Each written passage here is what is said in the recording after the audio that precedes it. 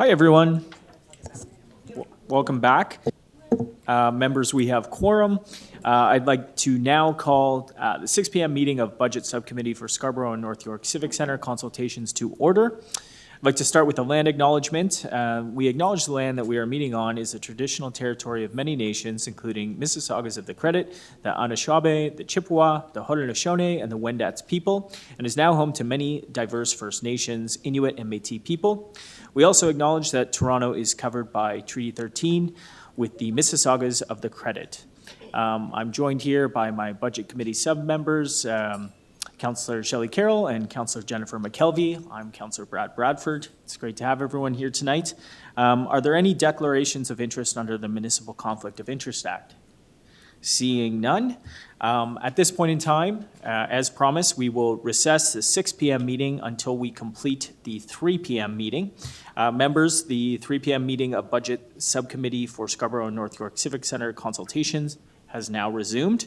We will complete the speakers list. I believe we have 9 to go, and receive the item and then resume the evening session. So with all that taken care of, I'd like to invite Bruce Lynn down, followed by Lydia Labate and Michael Rain. Is Bruce here? Hi, Bruce. Thanks for joining us tonight. You're going to have 5 minutes, and put you on the clock and turn it over to you. Thank you. I want to appreciate you're taking time to hear my deputation, and just want to say how much, this is really the first time I've sat through this kind of process, and I appreciate this this kind of consultative process and giving us all a chance to speak. So, my deputation is it may be a little different than some of the others. I'm here to speak for a group who never gets to speak at one of these, and that was those who are not yet born.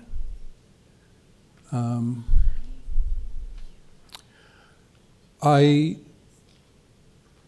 would like to invite actually everyone in the room to participate in a little exercise, maybe a bit of, you might call it a thought experiment.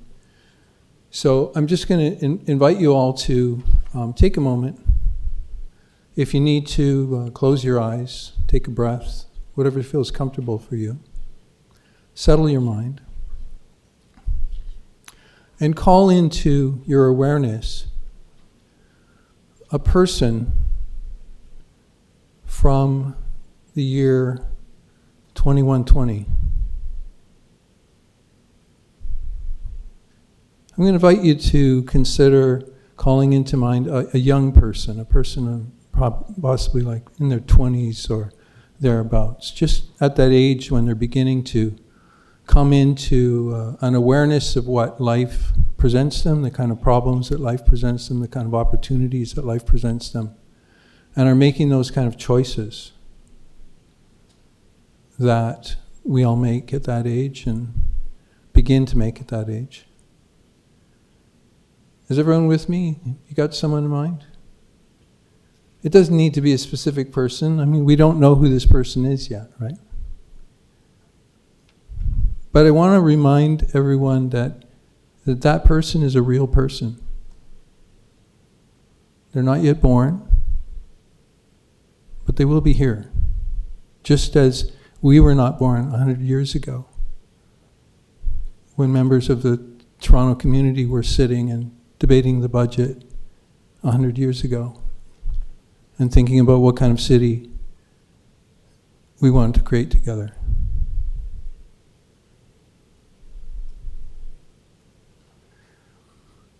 And I would like you, if you can keep that person in your mind, if you can ask yourself, and I'd like you to just, you're facing them.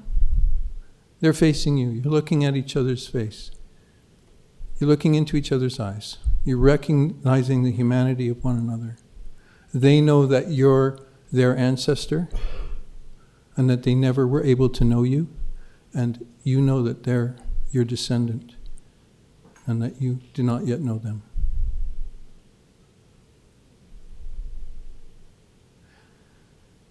And we just ask you to take a moment and check in with yourself in that situation and ask yourself this question.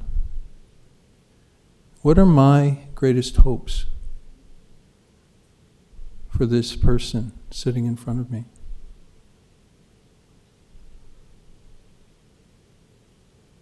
Go ahead and ask yourself that question. See what answers come up for you.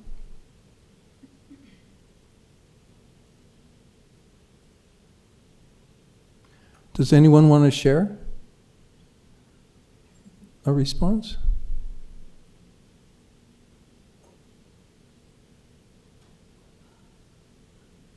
For me, I'll say that, what comes up for me is my hope is that they're alive.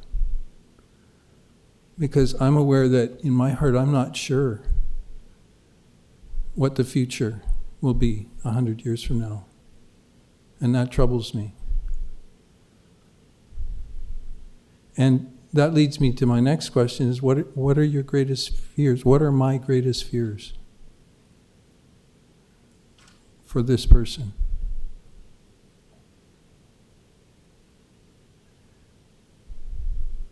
I'm realizing I'm almost out of time here, so I don't want to take more than my 5 minutes. But I want to say that I'm hoping that if as we're deliberating the budget, we recognize that these small steps that we take in terms of how we spend our money and where we allocate our resources for this coming year, if those choices can be made with an awareness of what impact those may have in building a city, building a society that will realize our hopes for that person 100 years from now, I would really appreciate that, and I think that could make a big difference to the kind of choices we make. I would also like to remind us that we often discount the future. We often discount the future in these type of deliberations, and for good reason, because there are so many pressing needs right now. But I urge us not to discount the future in the way that we have done in the past. That's my deputation. Thank you. Thanks very much, Bruce. Let's see if there's any questions. We do have a question for you from Councillor McKelvey. Yes. Hi, thank you. Thursday, 6 o'clock, if you want to join us in yoga class, because you'd be great at the end for Shavasana. But my question is, if you're familiar with what the Toronto Zoo has right now and their exhibit on Lumina about looking 100 years into the future and what that could be like if we did everything right. So I have to phrase things as a question. So I will ask you if you are aware of that, and recommend that maybe you check that out, because I think it's very in line with what you're saying, and thank you. Thank you. I'm not aware of that, but I certainly will look into that. That sounds interesting. Thank you. Namaste. And a question from Councillor Carroll. Yeah, again, we have to do this question and answer thing, but it's ironic that we just went through this exercise. It's not something council's been through, but it's ironic that you happened upon three councillors who actually do. I think I can speak for my colleagues sitting here who actually do, because of our sort of sensibilities, resilience, planning for the long range. You pick the three councillors who actually do think that way. But it's out of 25, and up until a short time ago, out of 44. Looking at things that way, and actually setting a sort of, what's your frame of reference going to be? City of Toronto Council has not got together in a room and done this, anything like it, since 2007. I think maybe we ought to do this as a group of 25 sometime in the near future.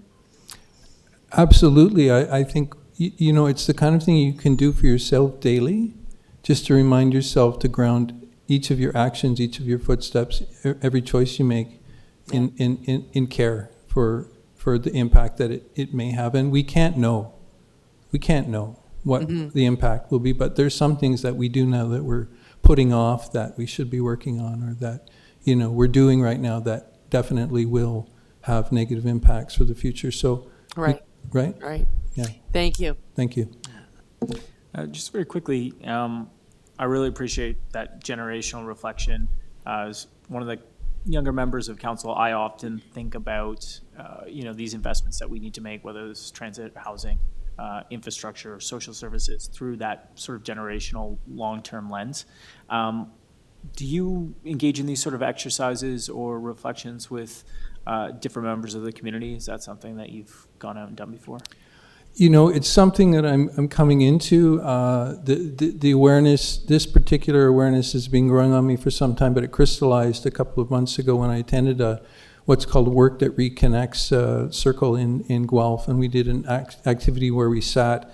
We played those roles and sat. I was a person of the present facing person of the future, and it brought me into an awareness that I've had for some time of the work that activists have done in the past, like the abolitionist who fought, who worked for 50 years to see the abolition of slavery, and could never know how the impact of those actions would keep rolling out, and couldn't even know when they started that it would happen. And I thought, I'm in that position now in relationship to this person in front of me.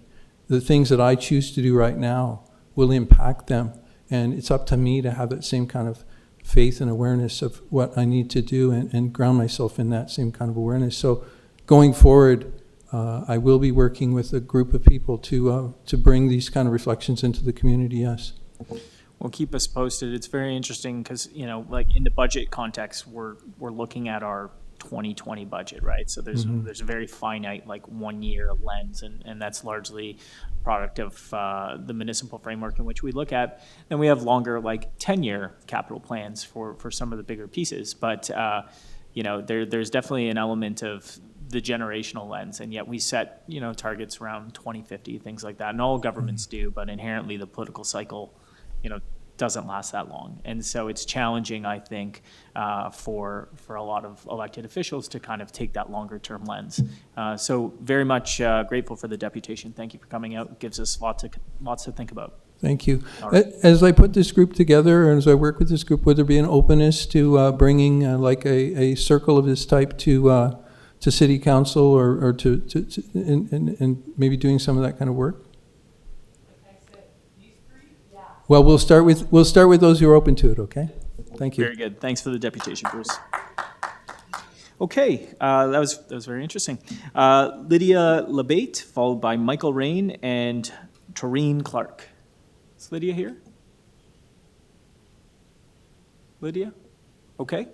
Michael Rain? Is Michael here? Toreen Clark? Am I getting that right? Toreen?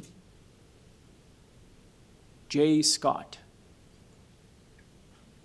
She already spoke. Did she speak already? Spoke this afternoon. She's on the list twice.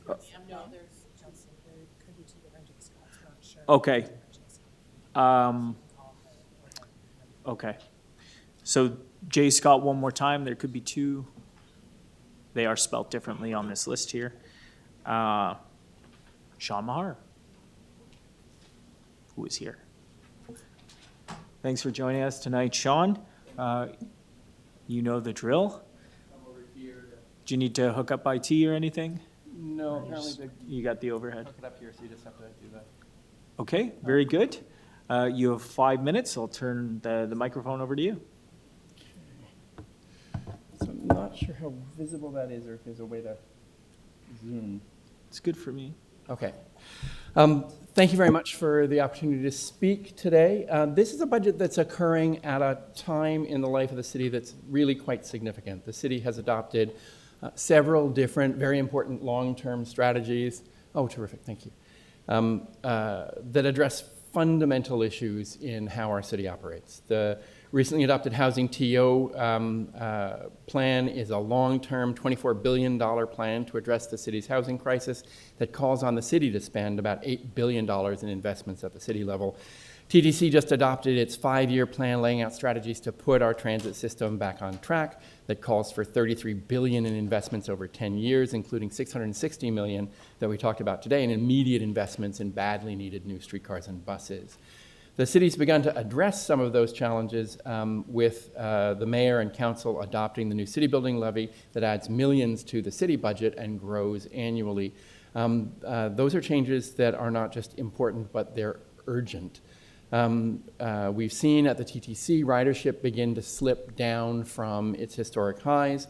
as people run into the most difficult challenge with transit. It's bad if people think transit's going to take them a long time. It's worse if they don't know how long it's going to take them. So service reliability is a key issue, and maintaining that reliability is critical, and we're struggling a little bit with that, and that's having an impact on ridership.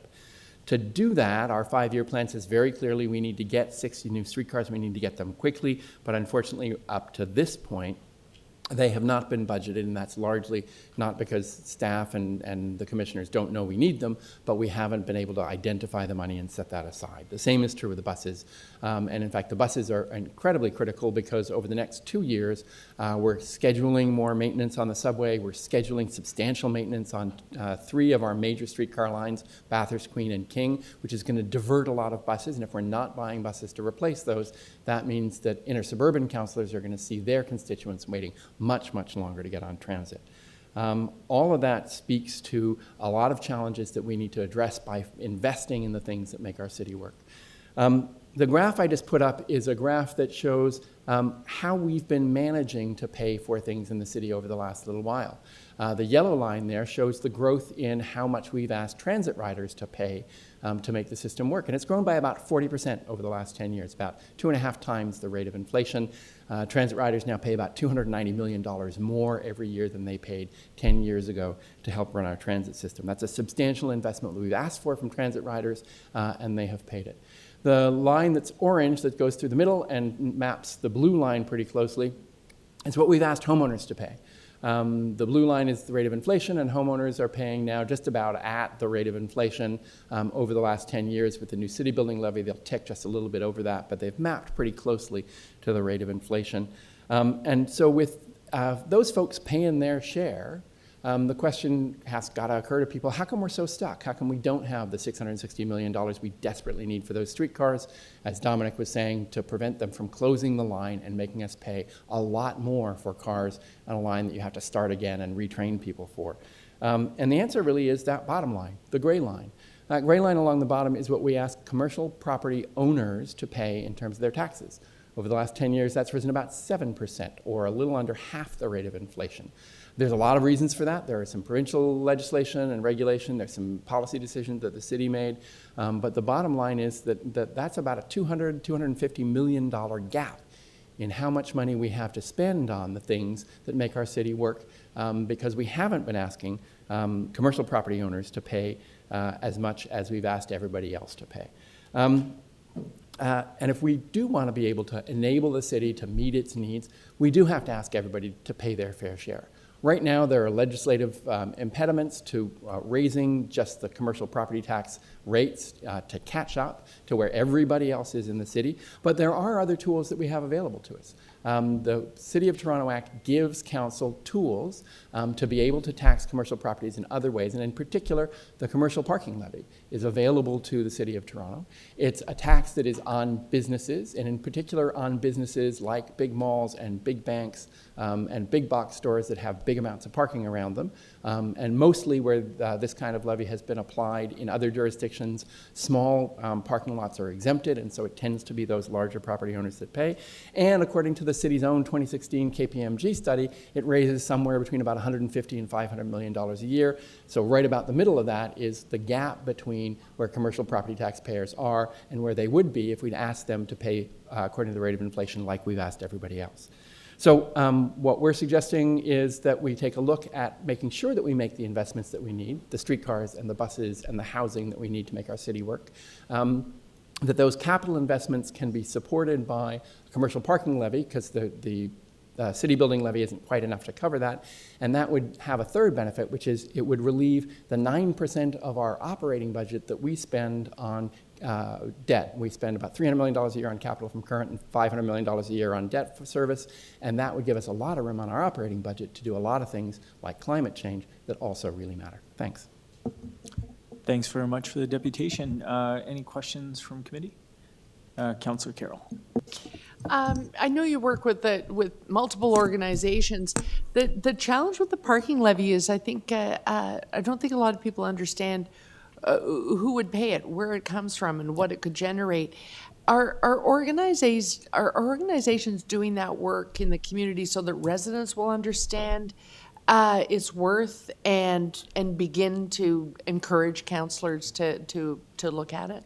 Yeah, this is a conversation that's been happening in the not-for-profit sector over the last several months as we've been coming up towards the budget and identifying different ways to achieve this.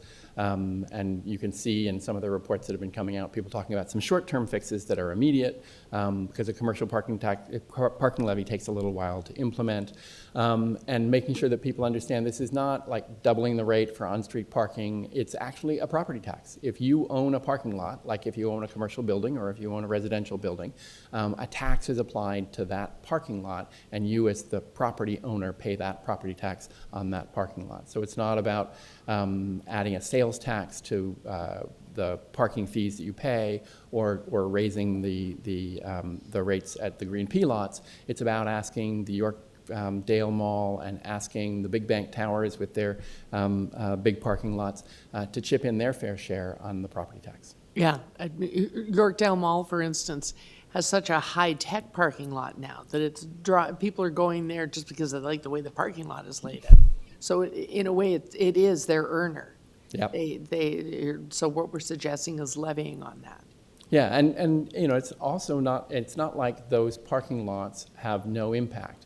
If you levy a commercial parking levy and apply that to transit, you'll be encouraging people to, instead of parking in that parking lot and walking across the parking lot to the Yorkdale Mall, taking the subway to the Yorkdale subway station and walking across the same parking lot to the Yorkdale Mall, and doing something good for the environment in the process. And it discourages the creation of big parking lots that have a really negative and expensive wet weather runoff impact on our sewer system, one that we're barely sustaining right now. Right. So the one other biggie, and we've talked about this before, but I'm wondering again if the organization is talking to the communities so that they know, is the thing that we have to keep talking to the province about, but we need the residents talking to the province about, which is a sales tax. We are now the only city in the world with a population of 3 million that doesn't have some form of sales tax. And that one is basically cover that share of the transit operating that we want, leaving, so poverty reduction strategy paid for, done. Transform TO paid for, done. Library open hours, done. Dozen libraries open till midnight with printers available every night of the week, done. All in the span of the 3 years it would take to fully implement it. But does the community realize that we really need a groundswell from them? Are the agencies that you work with, that SBT works with, Scarborough Can, Etobicoke, the Montgomery House people, are they out there painting that picture? Yeah, and then that's exactly the network that you're describing is the network that's been having that conversation. If you talk to Beth Wilson, who wrote the SPT report on investment in the city, what she'll tell you is that includes their short-term objectives, but they recognize that there are lots of medium-term objectives that can be achieved through a parking levy and long-term objectives that can be achieved through a sales tax. And the parking levy is a power we have right now that takes a little while to implement. The sales tax is a power we don't have yet that takes a little while to implement. And so that sort of staged process of getting to real financial sustainability is what the Social Planning Council has been advocating and what a lot of people in the not-for-profit sector are talking to their communities about trying to achieve. Very good. Any other questions? Okay, thanks very much, Sean. Appreciate the deputation. Up next, we have William Pham, followed by Betty Muir and Lynn Adamson. So William, you will have 5 minutes and then an opportunity for us to ask questions. I'll turn the floor over to you. Right, thank you. So thank you for your time, Budget Committee. My name is William Pham. I'm 15 years old, and I'm the transit lead of the Toronto Youth Cabinet. Like many of my peers, I am a part of the around 50% of youth who rely on the TTC for daily commutes to school, work, and extracurriculars. The TTC allows for youth to traverse the city, all at the price of $2.20, whilst reducing our greenhouse gas emissions. The TTC is a lifeline for all Torontonians, whether you live in Etobicoke or Scarborough or here in North York. It serves as a circulatory system of our city. Like many of you, I want Toronto to be a world-class city. But how can Toronto be a world-class city if we don't have properly funded public transit? Cities across the world, from Seoul to Tokyo, London to Paris, Singapore to Beijing have systems that are efficient, clean, and properly funded. If Toronto is a world-class city, then Torontonians deserve a world-class public transportation system. Today, I come with one simple ask, and that is to properly fund the TTC. For as long as I can remember, signal delays on Line 1 have been the norm. Overcrowding at Bloor Yonge has been the norm. And entering a sardine-filled train at Finch has been the norm. I am privileged to live in a part of the city, North York, that has access to a subway and bus routes. But many of my peers wait in the cold at below zero temperatures, waiting for a bus in Scarborough that may never come. The TTC is in a state of disrepair, a state in which many compare our stations to public washrooms, in a state that requires emergency action. Many of us only think that when the TTC truly falls apart is when City Council will react. We shouldn't be reactive, we should be proactive. The TTC is currently missing over $26 billion in funding to ensure buses can still run and streetcars can still move. If we don't act now, our system will fall apart, and it's not a matter of if, but it's a matter of when. The fact that over 2/3 of the TTC's budget is funded on fares alone is both unsustainable and shocking. Fares, especially for youth, continue to rise, that double the growth of inflation. And city councilors don't seem to worry that many low-income youth may not be able to afford a commute anymore. As our elected officials, it is up to you to create new revenue sources, whether that be congestion pricing or a parking levy, so we can ensure the TTC can be used by your grandchildren and my future grandchildren. I also challenge all city councilors and members of this committee who do not take transit to work to go 1 week commuting via the TTC to understand the issues of our system and the issues Torontonians face every single day. Understanding the issues that our system has helps us create a world-class transit system for a world-class city. As the youngest person in this room, and on behalf of all youth who take transit every single day, please save our transit system before it's too late. Thank you. Well, thanks very much for the deputation, William. Do you have any questions? Okay, very good. Thanks for coming down and sharing your thoughts tonight. Thank you. Okay, up next we have Betty Muir. Is Betty here? Hi, Betty. Hi. Come on up. Thanks for being here with us tonight. I'm coming here with Lynn Adams. We're going, Sure, hopefully we can do this together. you absolutely can. So you'll each have 5 minutes, 10 minutes aggregate total. With that, I'll turn it over to you and you can start your deputation. Okay, thank you. Okay, thanks.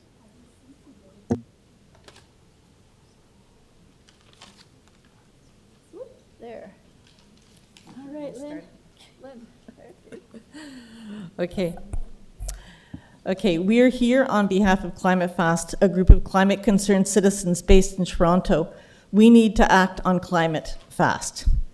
We began in 2012 focusing on federal climate policy till 2015, and in 2015 we became involved in the consultations that led to creation of the Transform TO Climate Action Program. And we are very pleased to see the budget increase in new and enhanced to support the excellent work of the Transform TO program. We appreciate the support of City Council for this work and the climate emergency declaration that Council passed in October 2019.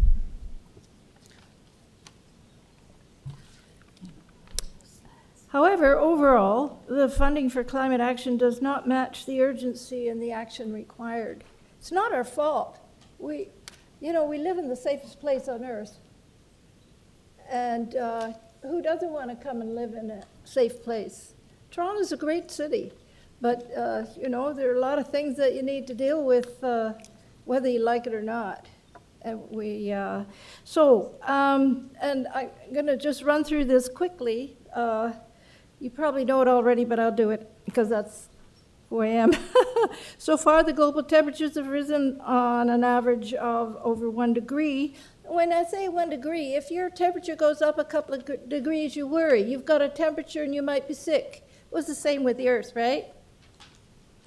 And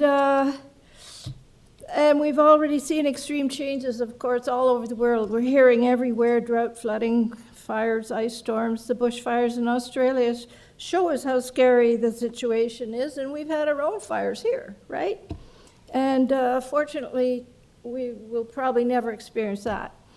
And Ontario's fire season is well coming, but just hopefully it'll never be the way it is in Australia. Changes in ocean currents and the jet stream are affecting the climate too. We get the polar vortex, and that's probably what's causing this very deep freeze, right? And we can look forward to very, very hot summer, and then we'll have a load on the electrical grid. If the warming continues, we can get algae blooms, and that'll make the lakes toxic. I don't know if you've ever been in a situation where that happens. It's not pretty. Globally, we need to keep temperatures from rising at least by 1.5 degrees or a maximum of 2 degrees. However, we are currently headed for an unlivable temperature maybe of 4 to 5 degrees by 2100. Okay, you know all that. And the IPCC, the Intergovernmental Panel of Climate Change, has said that to keep the livable climate livable to 2100, we must cut emissions 7.6% annually. This is crucial. This is a crucial decade. This is the crucial decade for a turnaround, and we're looking to you guys to do this. Okay. Yes, and you see on the chart there that the orange line is where we're headed, and the blue line or purple line is where we need to go. And we can only get there with big cuts. So how is the City of Toronto doing? The Toronto profile by the Atmospheric Fund shows that emissions are only decreasing gradually. So from 14.9 megatons in 2015 to 14 megatons in 2017, that's 3% per year over those 2 years, if my calculations are correct. And while buildings are the largest contributor to emissions overall, over 50%, transportation is next at 38%. And we must note that international travel, food, and consumption, all the stuff that we buy and what it takes to get it to us, are excluded from these calculations. So this is a partial figure. If we want to lower emissions significantly, we must massively accelerate building retrofit program, and we must completely change our approach to transportation planning. And we must shift massively from fossil-burning cars to transit, walking, and cycling. There are many steps the city can take to do this, and these are outlined by the Toronto Environmental Alliance in their presentation, and we support all of these. We also support the recommendations by the Atmospheric Fund in its response to the city's climate emergency declaration. Those are really excellent documents, so I hope you'll look at them, and they're referenced there. Okay. Can I just have one more comment? Oh, of course. Just for comparison, these figures are what we've, the global agreements starting before the Kyoto Accord, the yellow one's the Kyoto Accord. We had the Earth Summit in '92, all these different international agreements. What we've agreed to do is the dotted lines. What we've done are the solid lines. And the city can only do what we can do in the city, but this is just to illustrate that we have to actually cut. We have to cut dramatically. Thank you.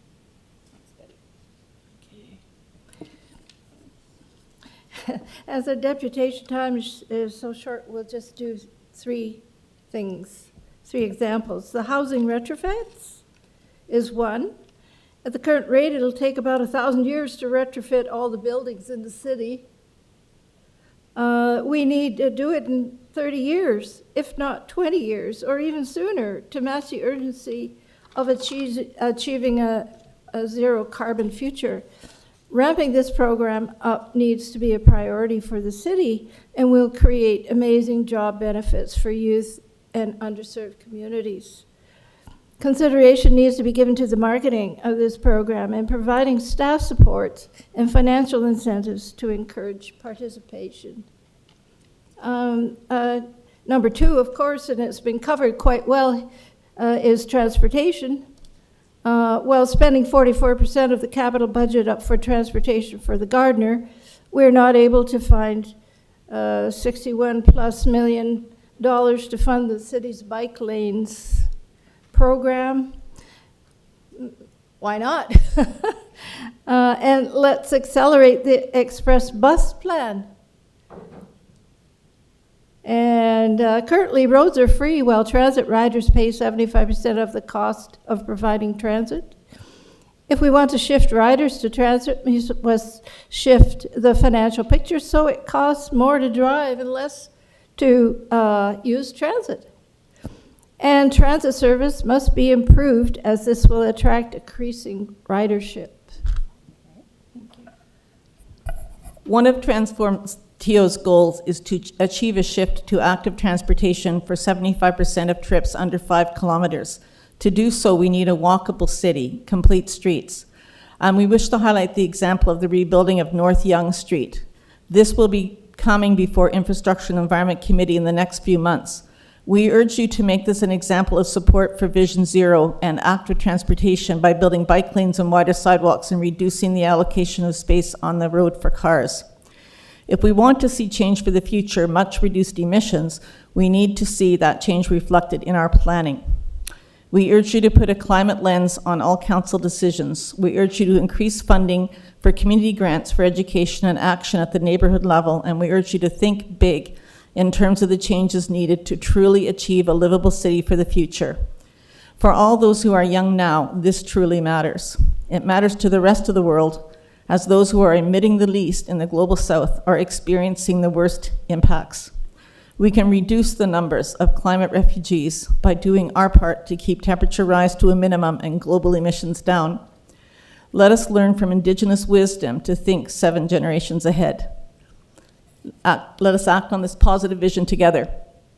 And these are the youth, the Fridays for Future youth at Queen's Park, telling us to take action on climate. That's my youngest grandson. So cute. And that's upside down, but think about our future. So thank you very much, councillors, for listening to us this evening. Well, thanks very much, Betty. Thank you, Lynn. Yeah. Any questions from the committee? I see Councillor McKelvey and Carroll. We'll start with Councillor McKelvey. Hi, are you aware that we have a big report coming to us in fall about the climate emergency? I thought there's one in the spring of the 2021 and 2023 Transform TO program. Is that what you mean? Yeah, so, Yeah. and then the update, so they'll be having recommendations on moving towards net zero. So I just want to Yes. encourage you to come back next year. I think that there's 18 new positions that are being put in this year. A lot of that is about developing the plan, and then we'll be needing the advocacy to put that plan into action next year. And so I'm hopeful that, I have to phrase it as a question, will you be able to come back next year? We will definitely come back, and I just wanted to say about the 48 positions, because it'll be 30 now currently and 18 dedicated to Transform TO. There are 35,000 staff in the city. That's 1/7 of 1% of the staff of the city for the greatest emergency we faced, and for a 10-year timeline that requires 7.6% emissions reduction every year. It's fantastic that we're doing steps. We just want it, 10 times more, right? 10 times more would be great. So we will come back for sure. And then in terms of having dedicated department versus your other comment was about embedding a climate lens. Is it also make sense, I have to put these things in a question, for us to distribute staff amongst other departments, for example, because that way we are using it as a lens. Absolutely. And embedded into everyday decision making. So you do see that it's not just about that one department, but it's also about spreading it around through the different departments. There as well. need to be liaisons, I would say, between Transport TO and all the other departments, because, the one time I did show up to hear the financial presentation about our financial options for the future, the revenue options and all that, the person presenting it was a very high up person in the organization, chief accounting officer or something like big high person. And the whole program was very formal and official. There was not one single mention that anything was going to change because of climate. Transform TO wasn't mentioned. Nothing was mentioned. This is a couple years ago, so I got to be, maybe it wouldn't happen now.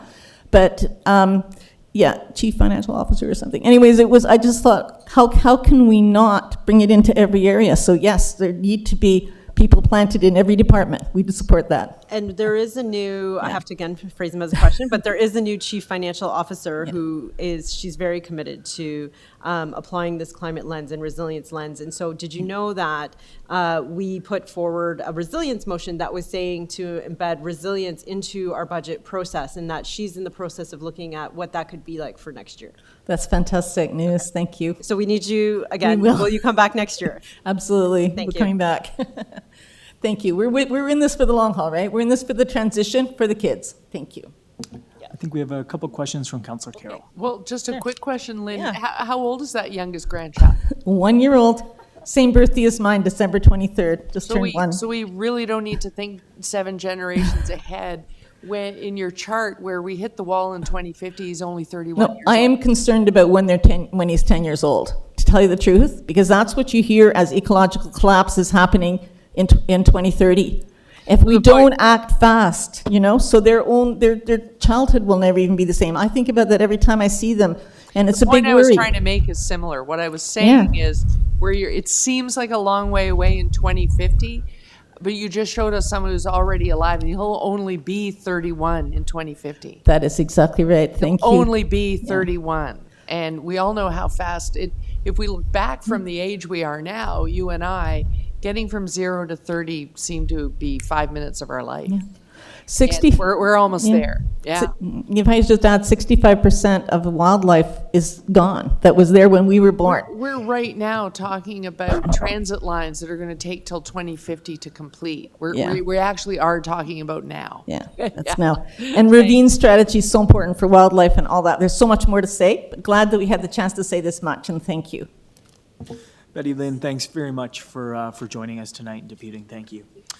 Okay, so with that concludes the 3 p.m. session. So I'd like to move that the Budget Subcommittee for Scarborough and North York Civic Center consultations receive for information the public presentations and communications submitted by members of the public. All in favor? Carried. Excellent. So the 3 p.m. meeting is now adjourned. On to the evening. We will resume the 6 o'clock meeting now. So members, the 6 p.m. meeting is now resumed, and we will start with the first speaker on the list. So I have here Sarah Buchanan, followed by Jean-Francois Obregon and Victoria Jute. Sarah?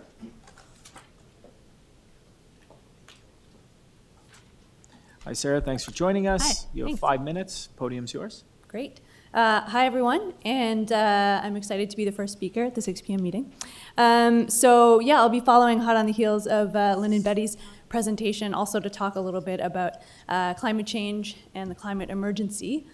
First of all, I want to recognize how great and proud I felt as a Torontonian when Council did pass climate emergency declaration.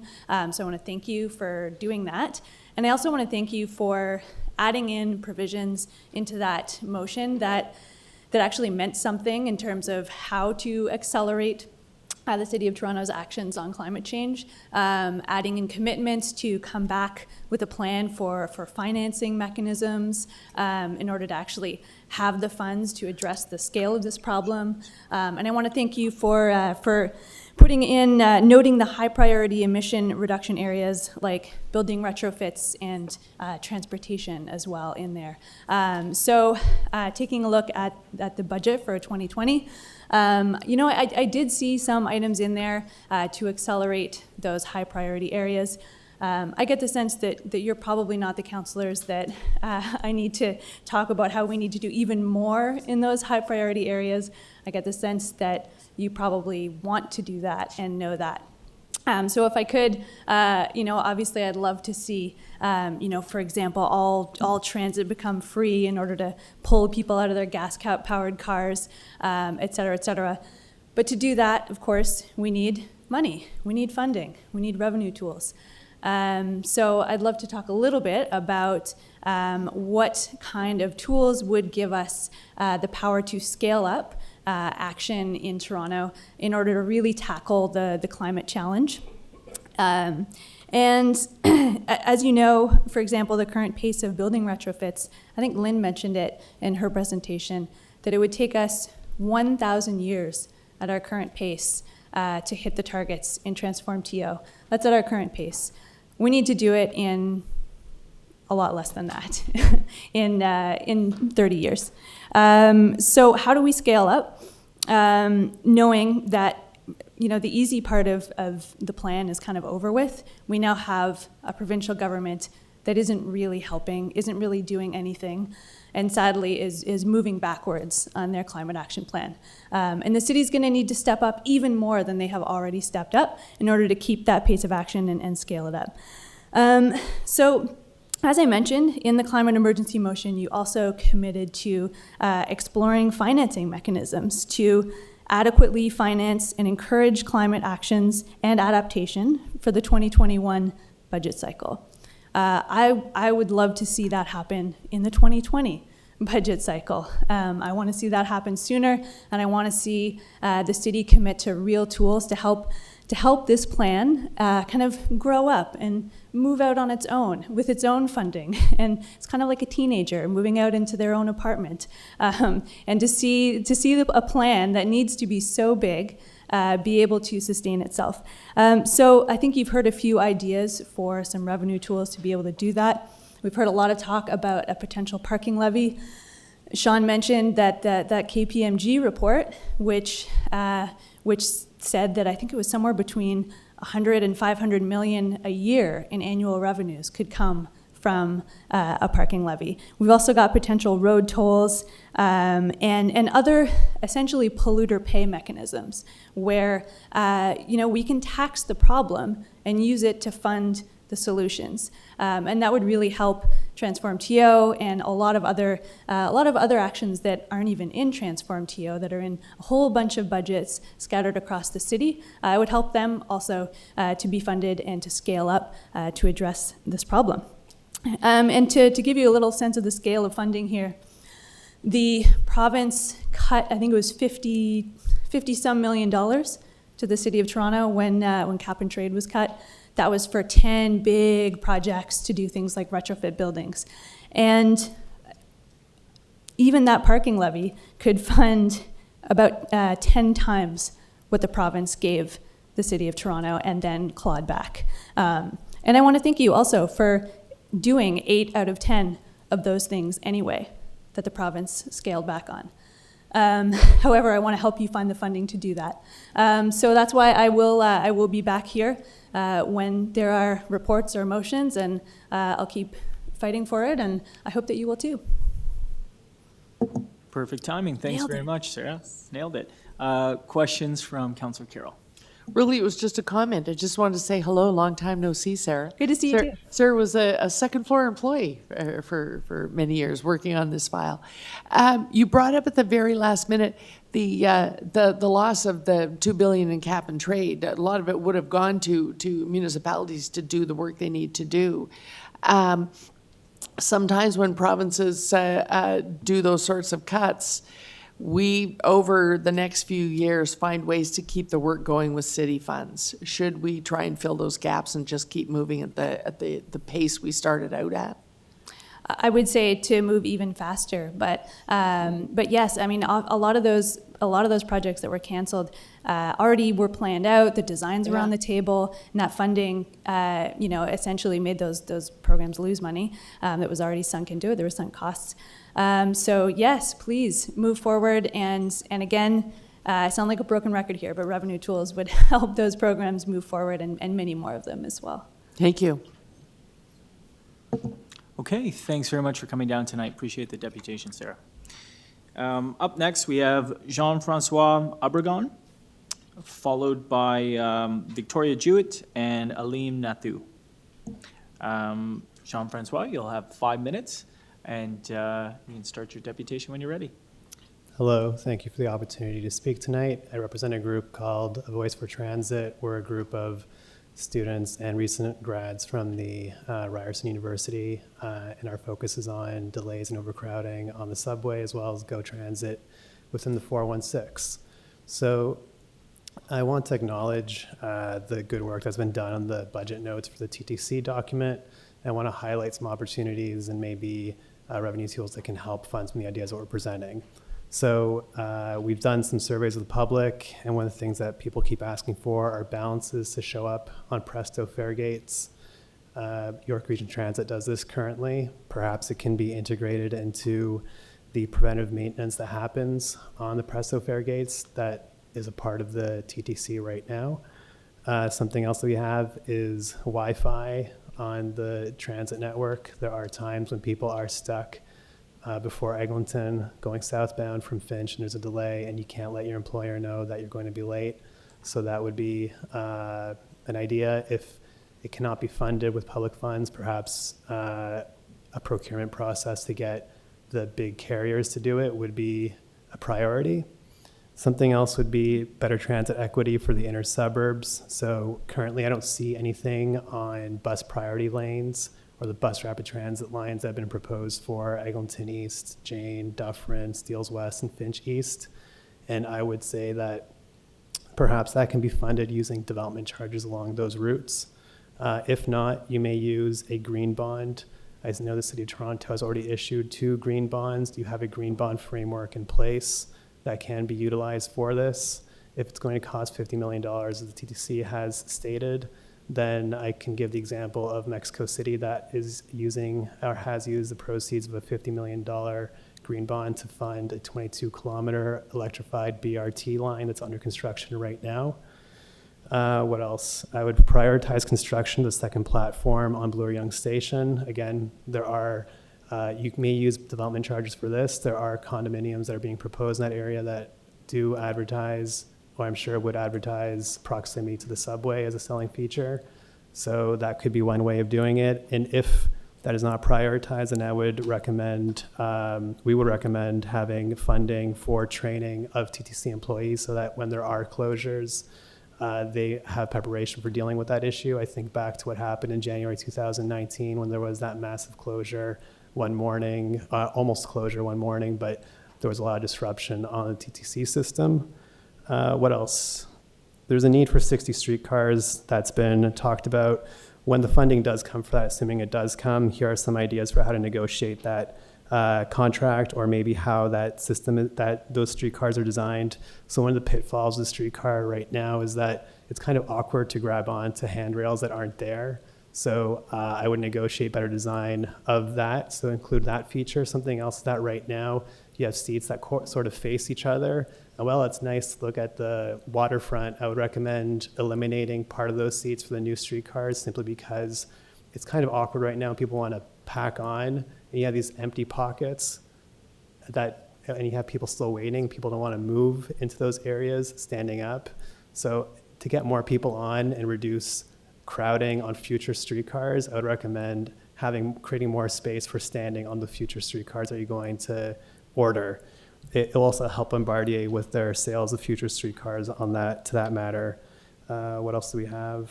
That's it, actually. So the reason I care about this, one of the reasons I care about this is because I remember the cutbacks to transit about 10 years ago, and I remember being affected by that. And frankly, I see the good work happening, and I want more of this to happen in Toronto. So anyway, these are our recommendations, and I hope you take them into consideration. Thank you very much. Very good. Thanks, Jean-Francois. Do we have any questions from committee? Do you have any of those comments or recommendations written down that you could submit and share with us with clerks? I have it written by hand. I can type it up and give it in a more legible fashion. I was taking some notes here. I think my colleagues were as well, but if you wanted to submit that as correspondence, I think we'd be grateful. It was a lot of good ideas there. Okay, thank you. Okay, thanks for your deputation. Thanks for being here. Okay, up next we have Victoria Jute, followed by Aleem Nathu and Ibrahim Kahind. Victoria, thanks for joining us tonight. You will have 5 minutes, and I'll turn the podium over to you. Thank you. Good evening. My name is Victoria. I reside in Ward 25, and I volunteer in Ward 6. In Ward 25, I am involved in 2 resident-led community groups called the Malvern Food Security Work Group and 42 Voices. And in Ward 6, we have created the Bathurst Finch Community Action Network. Thank you for allowing me the opportunity to speak tonight. I would like to talk about climate and the 2020 city budget for my deputation. The proposed 2020 tax-supported budget comes 3 months after City Council declared a climate emergency and committed to take strong action to prevent climate breakdown. The city has announced $5.9 million in new or enhanced climate-related funding in the 2020 budget. The proposed budget includes some positive actions to address the climate emergency. However, there are several important actions that address the climate emergency that are not included in the budget, including, number one, expansion of energy retrofits. This is a high priority area, both in terms in single family and multi-residential building retrofits. Number two, transit improvements and fare reductions.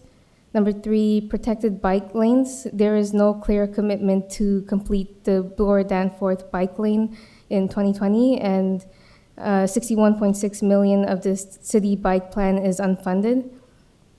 Number four, climate resilience, increase capital spending for climate resilience in 2020 and over the next 10 years, including the ravine strategy. Number five, climate lens, fund and implement a process to assess and report to the public on climate impacts of major city decisions, including financial decisions.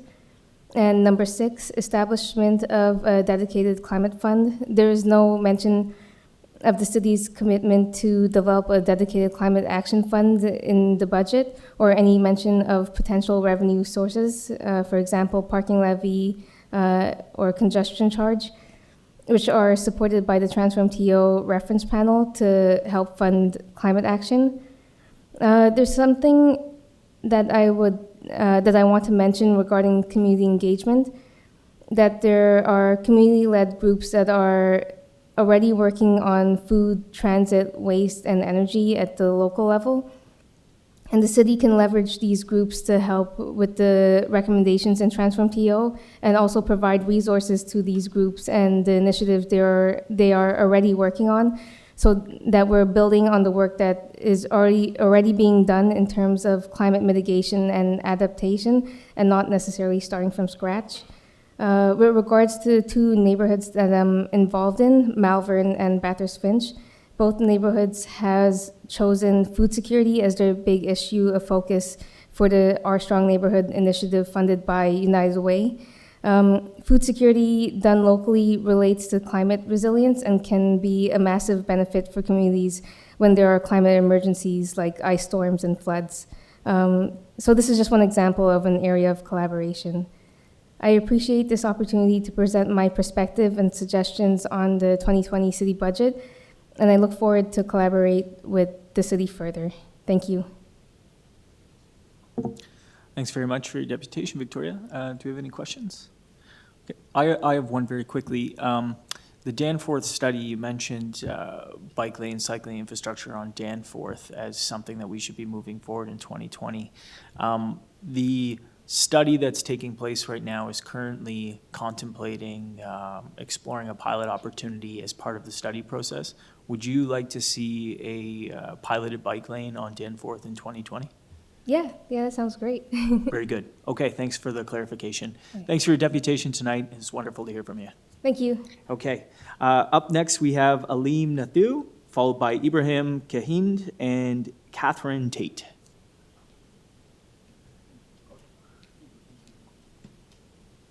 Hi, Aleem. Thanks very much for... Aloha, hello. Hi, thanks very much for joining us tonight. The microphone is on. Thank you. Yep, and we're going to put you on the clock, 5 minutes, and I'll turn it over to you. Awesome stuff. Well, hi, my name is Aleem Nathu, and I will be speaking in regards to the Fair Pass program. The thing is that I've noticed with the City of Toronto and the Toronto Transit Commission here, I just wanted to mention that it seems as though that even though they do have what we call like a Fair Pass program, but it's only for people who are on OW or ODSP, what I'm proposing is an income-based Fair Pass program designed to help low-income people. And I'm going to give some examples of cities that have done this, that have been pretty successful. So as you can see up here, one is Sarnia Transit Service. I've lived in Sarnia, Windsor, London, Kitchener, and now Toronto. So Sarnia Transit Service has a low-income pass of $55 a month, and that one is run by the Inn of the Good Shepherd. And they also have tickets as well, where they have like 16 for 10 or 32 for 20. As well, they have student passes and a summer savings pass and a seniors pass. However, since I only have 5 minutes, I can't talk all day, even though I'm a very blunt speaker and I tell it like it is. So the next thing I'm going to talk about is with London Transit, they have a low-income pass program, which is for $95, and it's, well, $95 for the regular pass, but $61 is for the discounted one, as we speak. If I'm going too fast, just let me know. And then the Transit Windsor service has a affordable pass program, also known as APP, which is $48.40.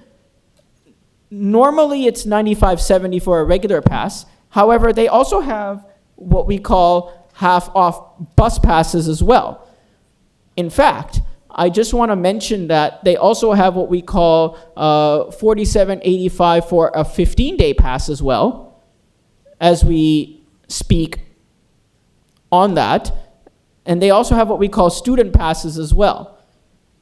But anyhow, without further ado here, I'm going to continue on, and I'm going to talk about Grand River Transit and how their passes operate as well. So as for starters, they have one for $75 in that case, while I think that Toronto should also have one as well.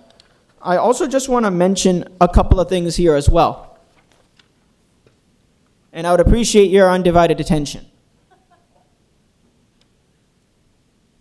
So I know with Guelph, they have a reduced pass program as well, but theirs is at $37.50. Theirs is one of the lowest I've seen so far in southwestern Ontario for an adult. But they also have what we call low-income passes for youth and seniors as well, as you can state up here. While with the TTC, they only have what we call a fare pass for $119.40, which I think is totally ludicrous, because the cost of living in Toronto has gone so high to the point that I feel as though that our politicians are pretty much ignoring this on deaf ears, but it's nice to see that we have 3 city councilors that are willing to listen about this. So I'll continue. Now, in this case here, with the Fare Pass program that the Toronto Transit Commission has, is that one has to receive Ontario Works. I copy this exactly from the TTC website, or they have to be on ODSP, or receive a child care fee subsidy. You're adding more work to the average Torontonian that wants relief in terms of their bus pass fares. It's so ridiculous how much bureaucracy there is with the TTC as well as the City of Toronto. And I wanted to address this as well, just to make it more, just to point it out to everyone here, as well as to how much bureaucracy there is. However, I also just want to mention as well that I noticed that TTC is looking to hire 50 additional fare enforcement officers. And to be quite honest with you, I think some of the money that would be saved, which I did my calculations, would be between $23 and $46 million a year from having these 50 fare enforcement officers. And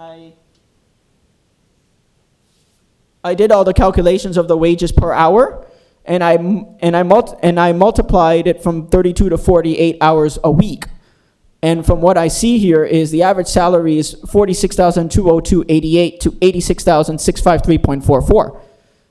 And that comes up to, when I times this for all 50 people, it's like $23,101,440 to $43,326,720, which is $23 to $43 million annually that we are wasting to hire these 50 additional fare enforcement officers, when the equivalent of, I hope my facts are right, but this is to the best of my knowledge, 151,765 low-income residents could have access to free transit to 28,373, depending on how much money was generated on that, that we could save. Aleem, could I just ask you for your final thought?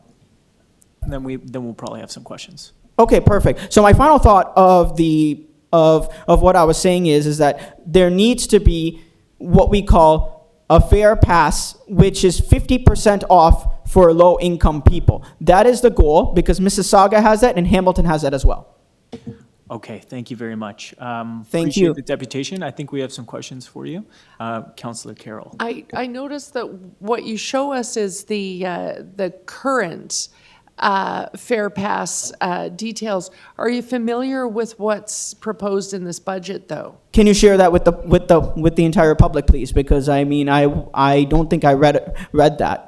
Okay. And so I'm what- sorry about the this ill year knowledge we of that. moved- Yeah, so this year what it says it's tricky, and it's not meant to confuse people. It's simply, you have to put the budget where the money's coming from. And the money for the low fare pass doesn't come from the TTC budget, it comes out of social development's budget. But this year we moved to phase 3, which means an additional 370,000 people will be qualified for it beyond the conditions you show, twice what you're recommending there, because we're going to move to anyone who is at the low income measure plus 15%. Is now going to be eligible for it. Our biggest challenge in that is going to be not funding that, but making sure that everyone knows about that. Because by moving to that, we kind of strip away all of those separate little conditions and just get at, okay, submit here online, we're going to look at your case, and very quickly hand them out. So that, 300 out of 3 million people in the population, there's all the OW recipients, ODSP, and the 370,000 who fit into that LIM plus 15. It's about 500,000 people out of 3 million people. Because when I lived in the city of Windsor, I know for a fact that it took about 3 weeks for the application to be approved. How long will the application take for people who are on low incomes? Well, that is what I think I can speak for a number of councillors, and particularly is it just worked out this year that the budget subcommittee for this round of consultations, we're all commissioners. Yeah. Councillor Bradford, Councillor Carroll, Councillor McCaffrey, we're all TTC commissioners.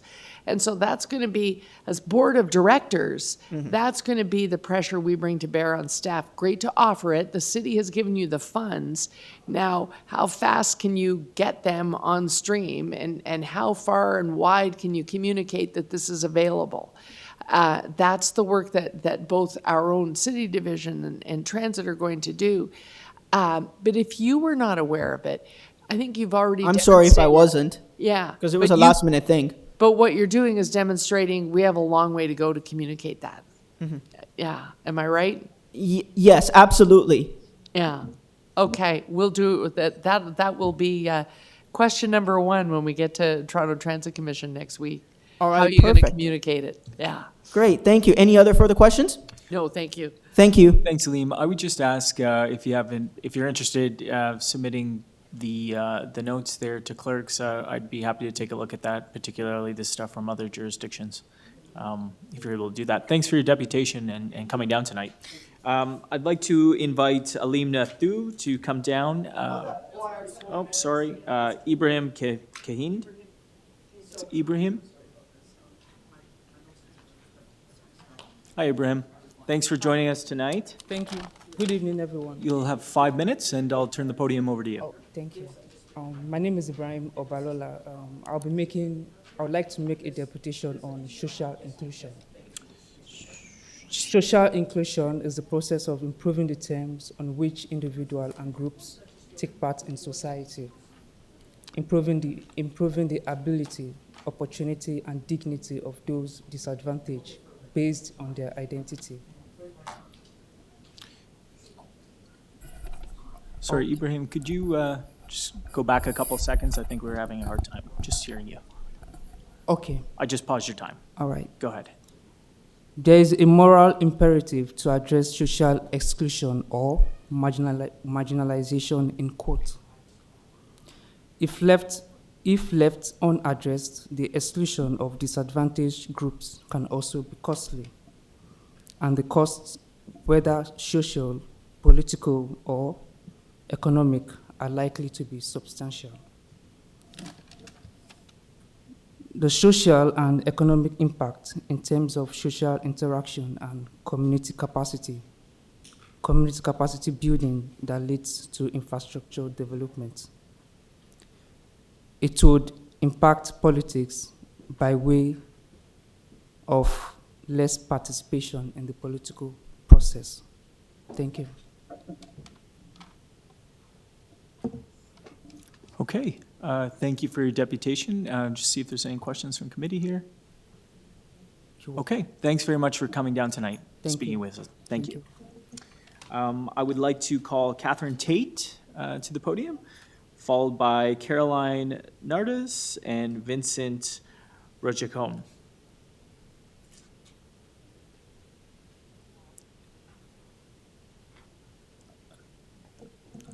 Is Catherine here? Okay. Caroline?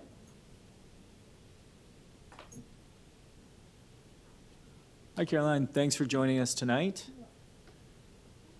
You'll have 5 minutes and then an opportunity for committee to ask you questions.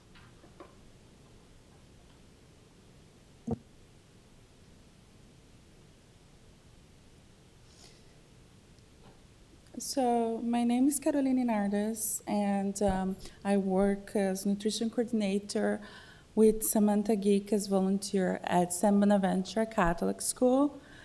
And we effectively administer and operate nutrition program at the school, providing health food to students. Our objective is to ensure that students have a nutrition meal, adequate and nutrition food during the school year.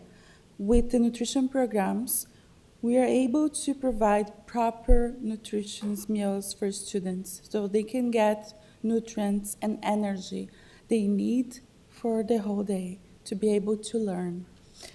Following the nutrition guidelines, of course, and health and safety, research, knowledge about funding, and application, finance, and report.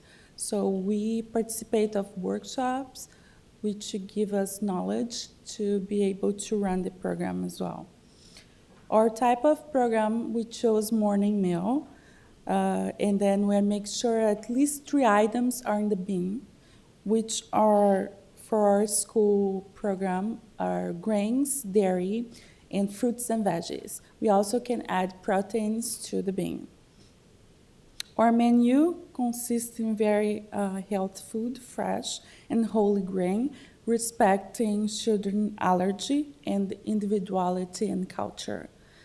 It will vary, the menu will vary according with the week and with the food we have in stock, so we don't get to food waste, right? And we respect children's culture, so we can bring different kinds of food, like, for example, samosas.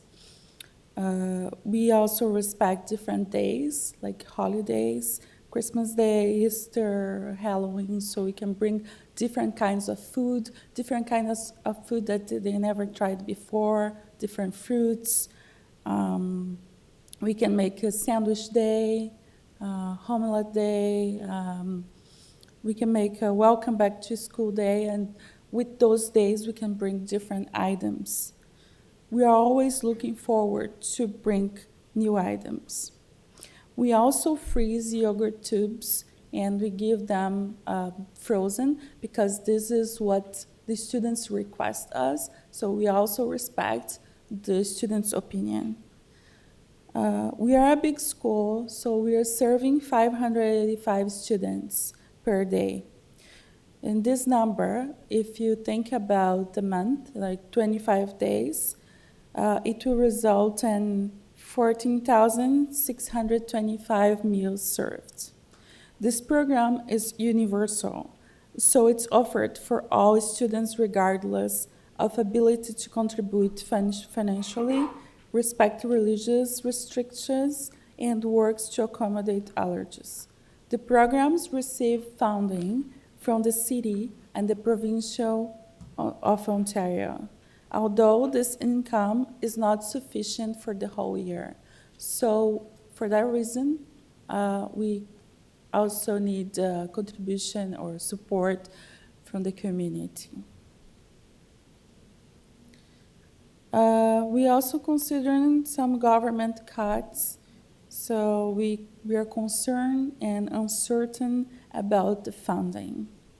Our program is a success so far in our school. We have very positive feedback from our staff, parents, and children. And we can clearly see the development of the program considering students' alimentary habits. I have had successful experience also in Brazil when I was a teacher. In Brazil, they run a program which is based on government funding. They have a special kitchen with special staff. They follow nutritionist guidelines for their menu, and they get funding for 4 meals per day in the kindergarten, which include morning meal, lunch, snack in the afternoon, and dinner. And for schools in Brazil, they get morning meal and lunch.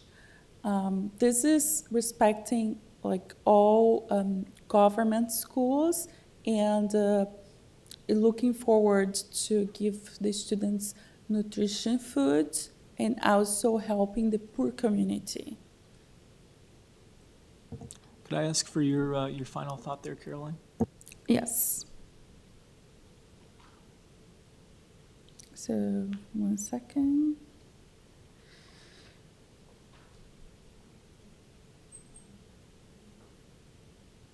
I always like to share the good experiences, so I'm here for that reason. And I'm so thankful I can also experience this nutrition program here in Canada. And for that reason, I would like to thank the city and the province of Ontario for their financial contribution, also for giving me this opportunity to be here sharing with all of you. Okay, Well, thanks thank very you. much for the deputation, Caroline. Do we have any questions? Okay, I think we're good. Thanks again for coming down tonight. Appreciate it. Thank you. We're on our last speaker, so if there's anyone who hasn't registered, this will be our last speaker this evening, and that's Vincent Rajacone. I apologize, Vincent. But yes, thanks for joining us here tonight. Thank you so much, So Councillor. you'll have 5 minutes, and then the committee can ask questions. Perfect. Well, thank you, Councillor, dear committee members and citizens, fellow citizens, for being here and also taking the time to be here and also to give me a chance to speak. So my name is Vincent. I'm a chartered accountant and chartered professional accountant. I'm also the owner of a company called Compass Investment. So we invest mostly into food manufacturing business and transport, cosmetic, medical, and also retail stores. And we also have another branch that we invest into real estate. And so we own around 15 rental properties throughout Ontario and also in the core city of Toronto. This morning I was just sitting, and thank you for taking the time, Councillor, to speak about property in East York. Now, when we came to Canada, and I remember many years ago, 25 years ago, I remember that we really struggled. Like things was not always fine, and things was not always easy. And the biggest struggle was to pay the rent. And so we were renting, we were a big family, and we were in a small 2-bedroom. Now, things change a lot. I have the chance to own, but at the meantime, I see my fellow citizens have the same problem. And the problem just keeps growing. With time, and as a mission for a company, for the real estate part, we decided to give affordable housing. So we work with CODA, ODSP, and Ontario Works Citizens. And mostly what we do, it's we discount our rent by 30 to 50% of market value, and we give to them. Toronto is such a beautiful city. In fact, in 2018, we rank as the 7th most livable city, a tie with Tokyo, Japan. I really love Toronto. And also, by reading the budget, I saw that our vision is to have a quality of life, a better quality of life for the citizen. And as we know, Toronto is in the center of a housing crisis right now.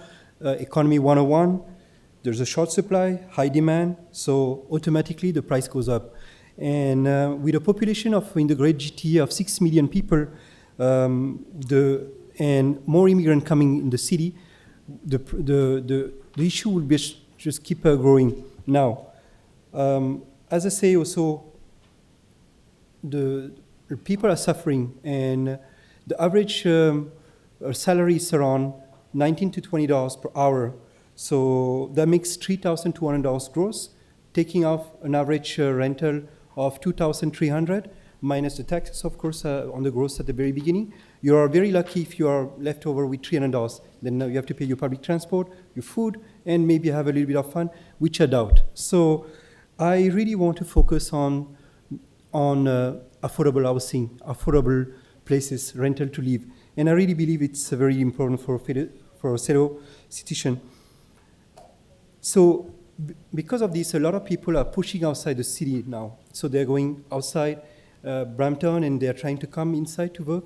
And they commute for more than an hour, which is very sad. And they spend most of the time in the public transport.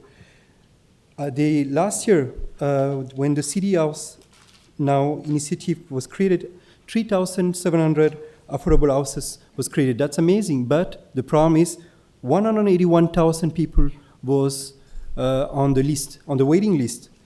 And on the budget itself, it says that when you take property tax, and the average property tax is $3,141, $172 only goes toward is reinvested into the Toronto Community Housing Subsidy, and $171 goes on shelter and support housing program, which is only 10.9% of the budget balancing on property tax income. Now, on the budget, you also have, I see that my time is running, so I'm just going to go to the conclusion.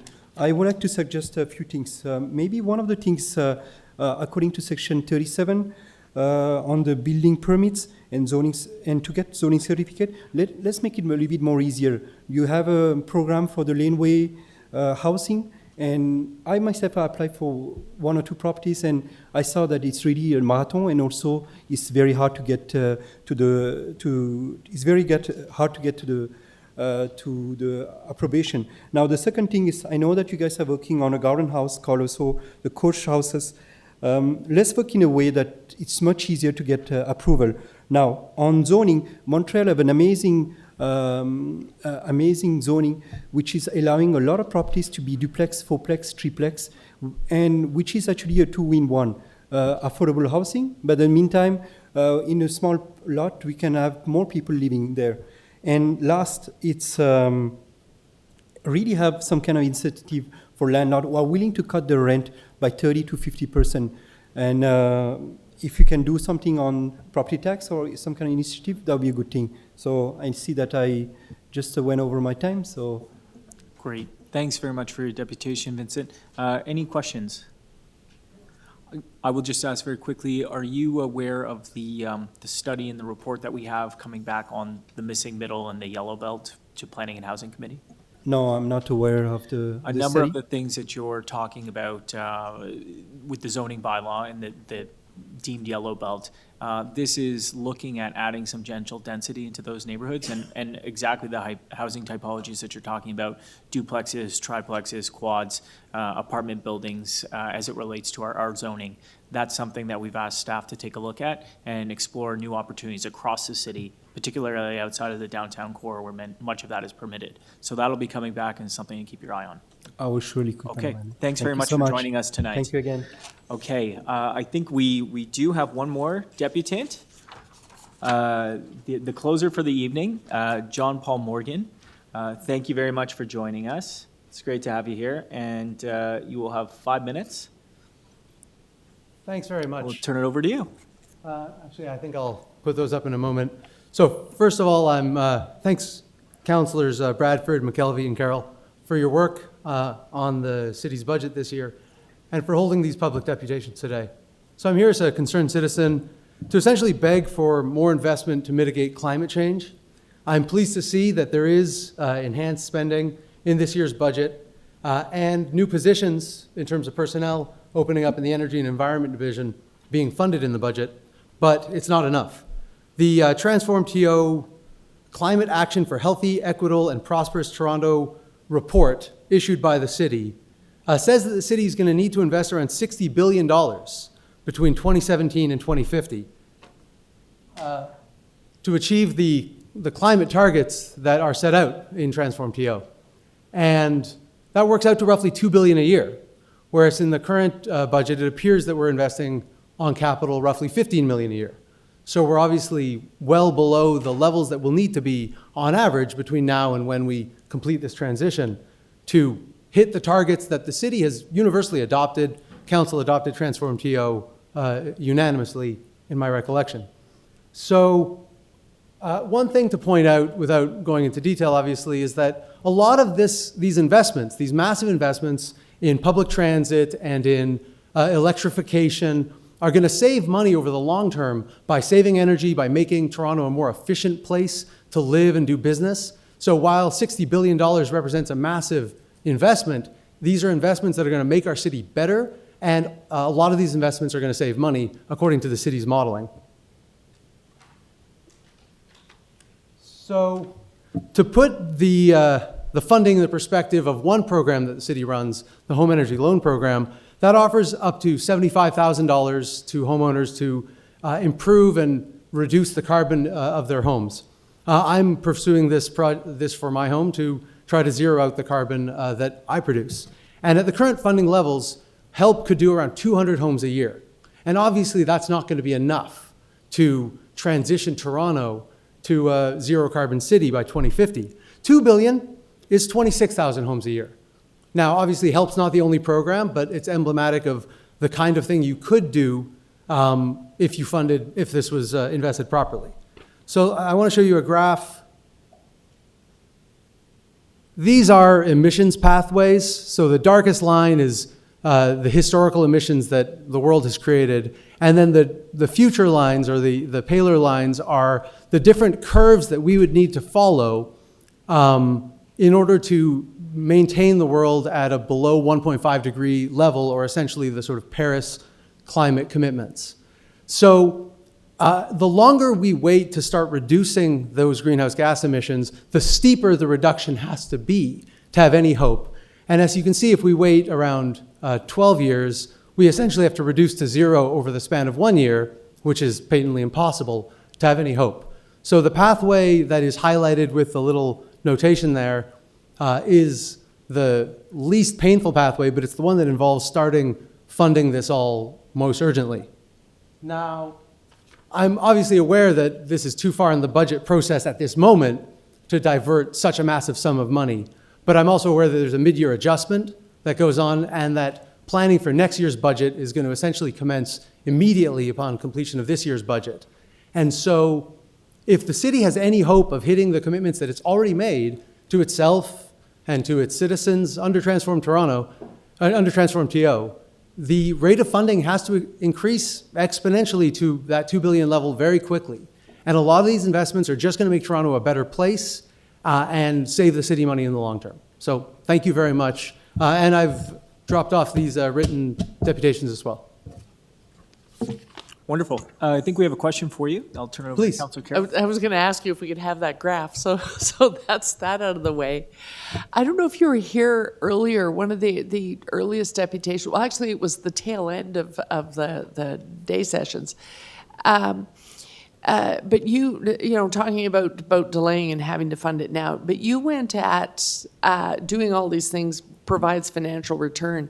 And one of the suggestions earlier was there needs to be a Transform TO person in every department. If there was a strong showing of Transform TO staff in economic development and Toronto Employment and Social Services, they'd be saying there's a ton of capital work coming your way. Are we training? Does the capital market have the ability to do this work? Are we training? In economic development, they'd be saying, put more money in Transform TO this year, because greening is job creation, and that's what we're supposed to do. Is that a thing that you espouse as well? Put a Transform TO person in every department and drive this thing? I really appreciate the question, Councillor. I think that the city also committed this year to viewing everything. I believe it was everything through a climate lens. And I think that I know that this city's budget was not viewed through a climate lens because city staff, frankly, took that direction from council, but it needs to completely transform how it operates to view everything through a climate lens. To be fair to them, they had already, most divisions had submitted their earliest draft as we were voting on that. So they'd really already drawn up the bulk of it. But what you're asking is that starting right now, they get ready for the 2021, what's my piece in this? Exactly. And how does climate factor into every single decision, which slows down the rate of decision making because you have to pause and go, well, can we advance with that status quo decision, or do we have to consider a better way of doing it? And the thing about mitigating climate change today in city building is it does not mean accepting an inferior city or a worse place to live or a worse quality of life or even a more expensive life. I think that it is really a decision to deviate from the status quo and to force contractors and people to move outside their comfort zone and, by various means, get off of all the greenhouse gases that we're emitting, mainly, natural gas for heating. Like at the end of the day, we talk about a lot of things, but it's get people out of cars or into electric cars and get rid of natural gas for heating and switch to electric heating. Right. Okay. Thank you. Thank you so much, guys. Thanks for the deputation, John. Appreciate it. Okay, so I think that's all our deputants for tonight. So with that, I'd like to move that the Budget Subcommittee for Scarborough and North York Civic Center consultations receive for information the public presentations and the communications submitted by the members of the public. The 6 p.m. meeting is now adjourned. I'd like to thank staff for being here. Oh, we need to vote on the motion. All in favor? Unanimous. So we are now adjourned. I'd like to thank staff for being here tonight and all of their assistance, and most importantly, the public for coming out and sharing your feedback. That means a lot to us. Very grateful. Thank you. Safe trip home.